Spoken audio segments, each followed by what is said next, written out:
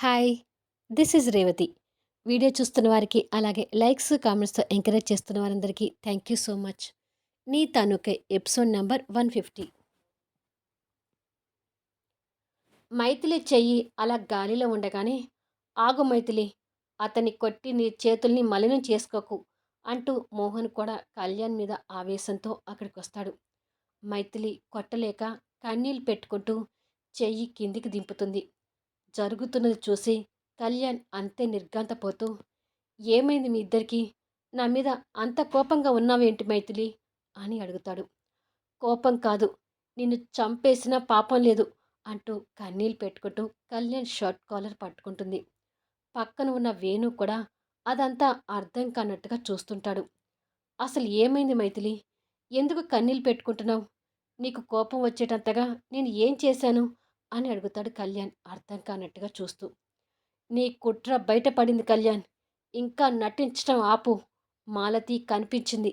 నీ రెండో కోరిక తీర్చుకోవడం కోసం నువ్వు చేసిన కుట్ర అంతా బయటపెట్టింది" అని అంటుంది. ఆ మాటలకి కళ్యాణ్ ఇంకా అర్థం కానట్టుగా చూస్తూ, "మాలతి కనిపించడం ఏంటి? రెండో కోరికేంటి? కుట్ర చేయటం ఏంటి? నాకేమీ అర్థం కావడం లేదు" అని అడుగుతాడు ఆశ్చర్యపోతూ. "ఇంకా ఎందుకు నటిస్తున్నావు కళ్యాణ్?" అంటాడు మోహన్ ఆవేశంగా. "నటన ఏంటి మోహన్? అసలు మీరు ఏం మాట్లాడుతున్నారు?" అని అడుగుతాడు. "అలా అంటే ఇక్కడ నమ్మే పిచ్చివాళ్ళు ఇక ఎవ్వరూ లేరు కళ్యాణ్" అంటూ మాలతి చెప్పిందంతా కళ్యాణ్ ముందు ఉంచుతుంది మైథిలి. అది వింటున్న కళ్యాణ్ తన మీద అలాంటి నింద పడటం చూసి కృంగిపోతుంటాడు. మైథిలి అంతా చెప్పి గుండెలు పగిలేలా ఏడుస్తుంటుంది. తను అలా ఏడవడం చూసి కళ్యాణ్ ఇంకా తట్టుకోలేక, "తన మాటలు నమ్మకు మైథిలి, అంతా అబద్ధం" అంటూ మైథిలిని పట్టుకోబోతుంటే, మైథిలి భయంగా వెనక్కి జరిగి, "నన్ను తాకితే నిజంగానే నీ ప్రాణాలు తీసేస్తాను కళ్యాణ్" అంటుంది కళ్ళెర్ర చేసి చూస్తూ. తన ఆవేశానికి కళ్యాణ్ భయపడుతూనే, "నేను చెప్పేది విను మైథిలి, నిజంగా నాకేం పాపం తెలీదు" అంటాడు కన్నీళ్లు పెట్టుకుంటూ. "ఇంకా నటించాలని చూడటానికి నీకు సిగ్గుగా లేదా? నీకు ఏ పాపం తెలియకపోతే నీ రెండో కోరిక గురించి ఆ మాలతీకి ఎలా తెలుస్తుంది?" అని అడుగుతుంది ఆవేశంగా. "నాకు అదే అర్థం కావట్లేదు. ఎక్కడో ఏదో పొరపాటు జరిగింది మైథిలి" అంటాడు కంగారు పడుతూ. "ఇక నువ్వు ఏది చెప్పినా నమ్మే పరిస్థితిలో నేను లేను కళ్యాణ్. నువ్వు మారిపోవడం అనేది పచ్చి అబద్ధమని పూర్తిగా తెలిసిపోయింది. రెండు కోరికలు తీరిపోయాయి. ఇక ఏదో విధంగా మూడో కోరిక కోసం సిద్ధపడతావని అర్థమైంది. నిన్ను ప్రాణంగా ప్రేమించినందుకు ఇప్పటికే నాకు ఎన్నోసార్లు బుద్ధి చెప్పావు" అని కన్నీళ్ళు తుడుచుకొని బాధగా మోహన్ దగ్గరికొచ్చి, "మోహన్, ఈ మనిషి నన్ను నగ్నంగా చూసిన విషయం నీకు చెప్పాను కదా! ఇప్పుడు సూటిగా అడుగుతున్నాను. నన్ను పెళ్లి చేసుకోవడానికి నీకేమైనా అభ్యంతరమా?" అని అడుగుతుంది దీనంగా. తన మాటలకి గుండె పగులుతున్న బాధతో కళ్యాణ్ వాళ్ళని చూస్తుంటాడు. "నాకు ఎలాంటి అభ్యంతరం లేదు మైథిలి. కానీ ఇప్పుడు ఈ పెళ్లి విషయం ఎందుకు తీసుకొస్తున్నావు?" అని అడుగుతాడు మోహన్. "నేను ఇలాగే ఉంటే ఈ మహానుభావుడు తన మూడో కోరిక తీర్చుకునే వరకు కూడా వదిలిపెట్టడని అర్థమైంది మోహన్. అందుకే నా తనువు ఇతనికి దక్కనివ్వకుండా మన పెళ్లి జరగాలనే ఉద్దేశంతో అడుగుతున్నాను. చెప్పు మోహన్, నన్ను పెళ్లి చేసుకుంటావా?" అని అడుగుతుంది కన్నీళ్లు పెట్టుకుంటూ. "అతను 2 కాదు మైథిలి, మూడవ కోరిక తీర్చుకున్నా కూడా నిన్ను పెళ్లి చేసుకోవడానికి నాకు ఎలాంటి అభ్యంతరం లేదు. ఇప్పటికి కూడా నేను ప్రేమిస్తూనే ఉన్నాను మైథిలి" అంటాడు మోహన్ బాధగా చూస్తూ. మైథిలి కన్నీళ్ళు తుడుచుకొని కళ్యాణ్ వైపు కోపంగా చూస్తూ, "విన్నావు కదా! త్వరలోనే మా పెళ్లి జరగబోతుంది. నేను మోహన్ని పెళ్లి చేసుకోబోతున్నాను. నీకు పుణ్యం ఉంటుంది. ఈసారైనా మా పెళ్ళికి అడ్డు రాకుండా దూరంగా ఉండు. దయచేసి మా పెళ్ళిని జరగనివ్వు" అని చేతులు జోడించి చెప్పి కళ్యాణ్ కళ్ళ ముందే మోహన్ చేయి పట్టుకొని వెళ్తుంటుంది. కళ్యాణ్ అదంతా చూసి అక్కడే మోకాల మీద కూలబడి కన్నీళ్ళు పెడుతుంటాడు. చాటుగా చూస్తున్న శ్రేయ అది చూసి సంతోషంతో పొంగిపోతూ, "ఇది కదా నేను కోరుకుంది. ఇక్కడ సినిమా అయిపోయింది. ఇక ఐశ్వర్య నిలయంలో ఎలాంటి సినిమా నడుస్తుందో చూడాలి" అని అనుకొని ఏడుస్తున్న కళ్యాణ్ చూస్తూ, అయ్యయ్యో కళ్యాణ్, మనకు పెళ్ళే వరకు నీకు ఈ ఏడుపు తప్పదు అని జాలి నటిస్తూ వెళ్తుంది. కళ్యాణ్ అంతే కూలబడి కన్నీళ్లు పెడుతుంటే వేణు అర్జున్కి ఫోన్ చేసి చెప్తాడు. వెంటనే అర్జున్ బయలుదేరి కళ్యాణ్ దగ్గరికొచ్చి విషయం పూర్తిగా కనుక్కొని, చేయని తప్పుకి నువ్వు కన్నీళ్ళు పెట్టడం ఏమిట్రా? అసలు ఆ మాలతిని తీసుకొచ్చి నిజమేంటో నిరూపిద్దాం అంటూ కళ్యాణ్ని లేపి బైక్ ఎక్కించుకొని పోతాడు. డైరెక్ట్‌గా మాలతి చేస్తున్న హాస్పిటల్‌కి వెళ్ళి తన కోసం ఎంక్వైరీ చేస్తారు. తను హాస్పిటల్‌లో చేయటం మానేసిందని చెప్పి తన ఇంటి అడ్రస్ ఇస్తారు. ఆ అడ్రస్ వెతుక్కుంటూ వెళ్తుంటారు. ఐశ్వర్య నిలయానికి వచ్చిన మైథిలి రాములమ్మ అని ఆవేశంతో అరుస్తూ కేకలు వేస్తుంటుంది. మైథిలి కేకలు విని రాములమ్మ భయపడుతూ వస్తుంటే ఇదేమీ తెలియని అనసూయం గారు ఆశ్చర్యంగా బయటికి వస్తుంటుంది. రాములమ్మ భయపడుతూనే మైథిలికి ఎదురుగా వస్తుంది. ఆవేశంతో ఉన్న మైథిలి రాములమ్మ వైపు కోపంగా చూస్తూ, ఒక్క ఆడదానివి అయ్యుండి సాటి ఆడదాని జీవితంలో ఎలా ఆడుకోవాలనిపించిందో అంటూ రాములమ్మ చెంపన గట్టిగా కొడుతుంది. అది చూసి అనసూయం గారు నిర్ఘంతపోతూ, మైథిలి, ఏంటి నువ్వు చేసిన పని? చిన్న పెద్ద తారతమ్యం లేకుండా ప్రవర్తిస్తున్నావేంటి? అసలు రాములమ్మని ఎందుకు కొట్టావు అని అడుగుతుంది కోపం తెచ్చుకుంటూ. ఎందుకు కొట్టానో చెప్పు రాములమ్మ అని అరుస్తుంది మైథిలి ఆవేశంగా చూస్తూ. రాములమ్మ కన్నీళ్లతో అనసూయం గారి వైపు చూస్తూ, మేడం నన్ను కొట్టడంలో తప్పు లేదు పెద్దమ్మగారు. కళ్యాణ్ బాబు గారికి మైథిలి మేడంకి ఎలాగైనా పెళ్లి చేయాలనే ఉద్దేశంతో ఆ రోజు మాలతీని అడవి నుంచి పంపించి కళ్యాణ్ బాబు గారు మేడంకి స్నానం చేయించే పరిస్థితిని కల్పించాను అని అంటుంది. అది విని అనసూన్ గారు ఒక్కసారిగా షాక్ అవుతూ, ఏంటి రాములమ్మ నువ్వు చెప్పేది? నువ్వు చెప్పేది నిజమేనా అని అడుగుతుంది. నేను చెప్పేది నిజమేనమ్మా, కావాలనే ఆ రోజు మాలతిని పంపించాను అంటుంది. ఏంటి, తప్పంతా నువ్వే చేసినట్టుగా మాట్లాడుతున్నావు? కళ్యాణ్ నువ్వు కలిసి మాలతిని పంపించారని చెప్పావేంటి అని ఆవేశంగా అడుగుతుంది మైథిలి రాములమ్మ వైపు ఆవేశంగా చూస్తూ. ఆ మాటలకు ఈసారి రాములమ్మ షాక్ అవుతూ, కళ్యాణ్ బాబు గారు నేను కలిసి మాలతిని పంపించడం ఏమిటమ్మా? ఈ విషయం గురించి కళ్యాణ్ బాబు గారికి ఏమీ తెలియదు అని అంటుంది. నోర్ముయ్ రాములమ్మ, ఇంకా అబద్ధాలు చెప్పావంటే ఈసారి కొట్టడం కాదు, గొంతు నొక్కుతాను. మీరిద్దరు కలిసి చేశారని మాలతి నాకు అంతా చెప్పింది అంటూ తను చెప్పిన విషయాలన్నీ బయట పెడుతుంది.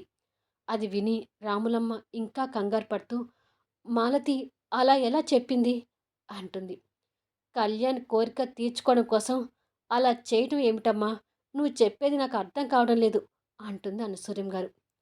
మీ మనవడు నా మీద మొదటి నుంచి 3 కోరికలతో ఉన్నాడు అమ్మమ్మగారు అంటూ ఆ కోరికల గురించి చెప్పి, అవకాశం కోసం కూర్చున్న నీ మనవడు రాములమ్మతో కలిసి కుట్ర పన్ని తన రెండో కోరిక తీర్చుకున్నాడు అని అంటుంది. అది విని అనసూయం గారు షాక్ అవుతుంటే, మీరేదో పొరపాటు పడుతున్నారమ్మా అంటూ రాములమ్మ అనసూయం గారి దగ్గరికొచ్చి, కళ్యాణ్ బాబు గారికి ఏ పాపం తెలీదమ్మా, ఇది చేసిందంతా నేనే అని అంటుంది. ఇంకా నాటకం ఆడమంటే ఊరుకోను రాములమ్మ అంటూ మైథిలి రాములమ్మ మీదకి మళ్ళీ చెయ్యి ఎత్తబోతుంటే అనసూయం గారు ఆ చెయ్యి పట్టుకొని ఆపి, మైథిలి, ఏంటి ఆవేశం? ఇందులో కళ్యాణ్కి ఏ పాపం తెలీదని చెప్తుంది కదా, వినిపించుకోవేంటి అని మనవరాలి మీద సీరియస్ అవుతుంది. మైథిలి అనసూయం గారి మీద కూడా కోపం తెచ్చుకుంటూ, మీ మనవణ్ణి ఇప్పుడు కూడా వెనకేసుకొస్తున్నారా అమ్మమ్మగారు? అసలు నాకు ఇంకా కొత్త అనుమానాలు వస్తున్నాయి. ఆ రోజు మీరు కూడా సమయానికి లేకుండా వెళ్ళారు అంటే దీనిని బట్టి కళ్యాణ్ రాములమ్మ చేసిన కుట్రలో మీకు కూడా భాగం ఉందా? అందుకని మీరిద్దరు కలిసి కళ్యాణ్ని పెళ్లి చేసుకోమని నాకు సలహా ఇచ్చారు కదా, ఈ విధంగా మీ మనవడు మూడో కోరిక తీర్చాలనుకున్నారు కదా అని నిలదీస్తుంది. మనవరాలు వేస్తే నిందలకు అనసూయమ్మ గారు నోట మాట రాకుండా నిర్ఘాంతపోయి చూస్తుంటుంది. పెద్దావిడ మీద కూడా నింద పడడంతో రాములమ్మ తట్టుకోలేనట్టుగా చూస్తుంటుంది. అదంతా చాటుగా చూస్తున్న శ్రేయ తెగ సంతోషపడిపోతూ, ఇక్కడ నేను అనుకున్న దానికన్నా ఇంకా ఎక్కువ సినిమానే నడుస్తుందే. ఇప్పుడు నేను కూడా సీన్‌లోకి ఎంటర్ అయితే కరెక్టేమో అని అనుకొని, "ఏంటక్కా అమ్మమ్మ గారి గురించి అలా మాట్లాడుతున్నావు? తప్పు కదా! సొంత మనవరాలు విషయంలో అలా ఎందుకు చేస్తుంది?" అని అంటూ అక్కడికొచ్చేసరికి ఆవేశంలో ఉన్న మైథిలి శ్రేయ చెంప మీద కూడా గట్టిగా పీకుతుంది. ఆ దెబ్బ ఊహించని శ్రేయ నిర్ఘాంతపోతూ చూస్తుంటుంది. అసలు నువ్వు కూడా ఆ రోజు లేకుండా పోయావు కదా! ఆ కుట్రలో వీళ్ళందరితో పాటు నీకు కూడా భాగం ఉంది కదా! అంటూ శ్రేయ గొంతును గట్టిగా పట్టుకుంటుంది. నాకేమీ తెలీదు.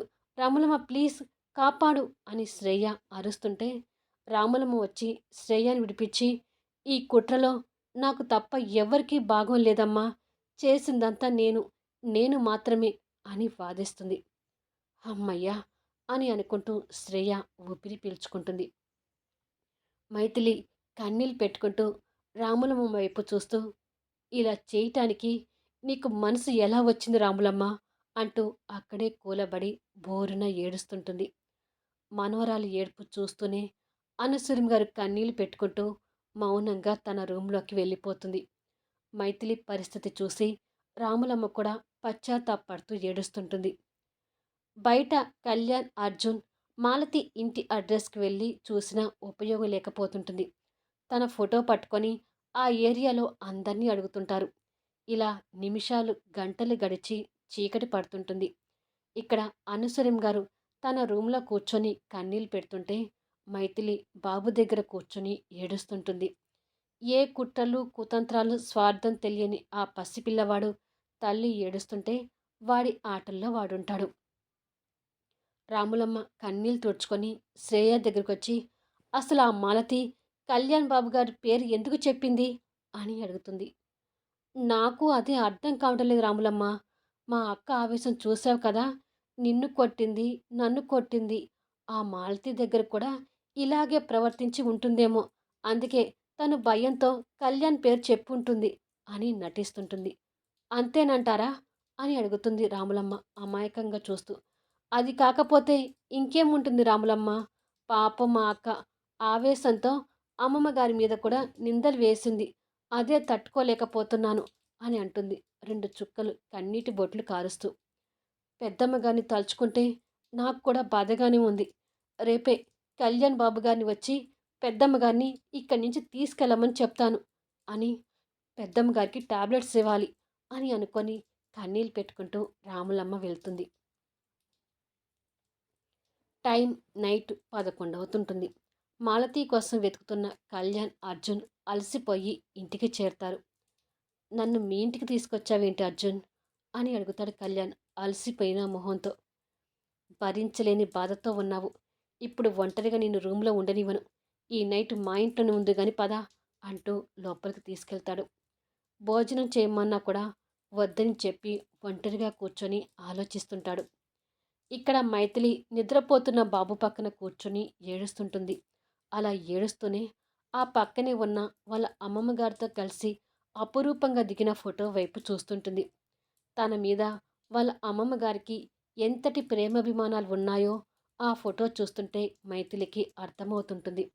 కాస్త ఆవేశం తగ్గించుకొని ఆ ఫోటోని చేతిలోకి తీసుకొని వాళ్ళ అమ్మమ్మ గారితో ఎలా మాట్లాడిందో గుర్తు తెచ్చుకొని కన్నీళ్ళు పెట్టుకుంటూ, "అమ్మమ్మ గారు అలా ఎందుకు చేస్తారు? అనవసరంగా అమ్మమ్మ గారిని మాటలన్నాను. అమ్మమ్మ గారికి టాబ్లెట్స్ వేయాలి" అని గుర్తు చేసుకొని, పాపం అమ్మమ్మ గారు నా మాటలు తలుచుకొని బాధపడుతుంటారు అని అనుకొని తన రూమ్‌లో నుంచి బయటకొస్తుంది. శ్రేయ, రాములమ్మ వాళ్ళ రూమ్‌లో పడుకున్నారని అర్థమవుతుంటుంది. మైథిలి అనసూయం గారి రూమ్‌లోకి వెళ్తుంది. మైథిలి అనుకున్నట్టే అనసూయం గారు కన్నీళ్ళు పెట్టుకుంటూ కూర్చుంటుంది. మైథిలి తనకు ఎదురుగా వచ్చి కూర్చొని టాబ్లెట్స్ అందిస్తూ, "ఈ టాబ్లెట్ వేసుకోండి అమ్మమ్మగారు" అంటుంది. రాములమ్మ టాబ్లెట్స్ ఇచ్చింది మైథిలి. వేసుకున్నాను అంటుంది కన్నీళ్ళు తుడుచుకుంటూ. మైథిలి కన్నీళ్ళు పెట్టుకుంటూ వాళ్ళ అమ్మమ్మ గారి ఒడిలో తలపెట్టి పడుకొని, "నన్ను క్షమించండి అమ్మమ్మగారు. ఆవేశంలో ఉండి నా ఇష్టానికి మీ గురించి మాట్లాడాను" అని అంటుంది. అనసూయం గారు ఆ బాధలో కూడా మనవరాలు తల నిమురుతూ, "పిచ్చి పిల్ల, నేను మీ అమ్మమ్మని. నన్ను క్షమించమని అడగటం ఎందుకు అని అంటుంది. మాలతీని కలిసి దగ్గర నుంచి నాకు మళ్ళీ పిచ్చి పట్టినట్టే అయింది అమ్మమ్మగారు. ఎంతైనా మీ మనవడు ఇలా కుట్ర చేసి తన కోరిక తీర్చుకోవటం తప్పు కదా అమ్మమ్మగారు అని అంటుంది కన్నీళ్ళు పెట్టుకుంటూ. ఇంకా నువ్వు పిచ్చితనంగానే ఆలోచిస్తున్నావు మైథిలి. నా మనవడు మారలేదని నువ్వు పొరపాటు పడుతున్నావు. ఆవేశంలో ఆలోచన శక్తిని మర్చిపోతున్నావు మైథిలి. నువ్విప్పుడు అదే పరిస్థితిలో ఉన్నావు. కాస్త ఆ ఆవేశాన్ని వదిలేసి నిదానంగా ఆలోచించి చూడు. నీకు పిచ్చితనం తగ్గిన దగ్గర నుంచి కళ్యాణ్ ఏ రోజైనా ఆ భావంతో చూసినట్టుగా నీకు అనిపించిందా? నిజంగానే నా మనవడికి నీ మీద కోరికలు తీర్చుకోవాలని ఉద్దేశం ఉండి ఉంటే కాళ్ళు చేతులు పనిచే నీ దగ్గర వాడి కోరికలు తీర్చుకోవడం ఎంతసేపు పని అని మనవరాల్ని ప్రశ్నిస్తూ మాట్లాడుతుంటుంది. ఇక్కడ కళ్యాణ్ కూడా నిద్రపోకుండా మైథిలి ఆవేశంతో మాట్లాడిన మాటల్ని గుర్తు తెచ్చుకుంటూ కన్నీళ్ళు పెడుతుంటాడు. ఇలా ఎవ్వరి బాధల్లో వాళ్ళు ఉండగానే తెల్లవారుతుంది. బాబు పక్కన ఉన్న మైథిలి నిద్రపోతున్న బాబుకి దుప్పటి కప్పి బయటకు వస్తుంది. రోజు ఆ టైంకి హాల్లో కనిపించే అనసూయం గారు ఇంకా కనిపించకపోవడంతో అమ్మమ్మ గారు ఇంకా లేవలేదా ఏంటి? పొరగడుపున వేసుకుని టాబ్లెట్స్ ఉన్నాయి ఇవ్వాలి అని అనుకొని తన రూమ్లోకి వెళ్తుంది. ఫోటో ఆల్బమ్ పట్టుకొని బెడ్ మీద కళ్ళు మూసుకొని పడుకున్న అనసూయం గారి దగ్గరికి వచ్చి మీద ఉన్న ఆల్బమ్ తీసి చూస్తుంది. అది కళ్యాణ్ వాళ్ళ గ్రానీతో కలిసి దిగిన ఫోటోలు ఉన్న ఆల్బమ్. ఆ ఫోటోలు వాళ్ళిద్దరి మధ్య ఉన్న అనుబంధాన్ని మైథిలికి మరొకసారి గుర్తు చేస్తున్నట్టుగా కనిపిస్తుంటాయి. మైథిలి ఆ ఆల్బమ్ని మామూలుగానే పక్కకు పెట్టి, అమ్మమ్మ గారు టాబ్లెట్స్ వేసుకోవాలి లేవండి అంటూ చెయ్యి పట్టుకొని లేపుతుంది. ఇలా కొంతసేపు ట్రై చేసి ఎంతకీ లేవకపోయేసరికి భయంతో పల్స్ పట్టుకొని చూస్తుంది. అప్పటికే తను చనిపోవడం అర్థమై అమ్మమ్మగారు అంటూ గట్టిగా అరుస్తుంది. ఆ కేకతో రాములమ్మ శ్రేయ కూడా ఆ రూమ్లోకి వస్తుంటారు. అంటే అనసూయం గారు చనిపోయారు. లైక్స్ ఇవ్వండి, కామెంట్స్ ఇవ్వండి అడిగితే నిజంగానే నన్ను బాగా వేసుకుంటారేమో కామెంట్స్లో. కొన్ని జరగాలంటే కొన్ని తప్పదు. ఇంతకంటే ఏమీ చెప్పను. మళ్ళీ నెక్స్ట్ వీడియోలో కలుద్దాము.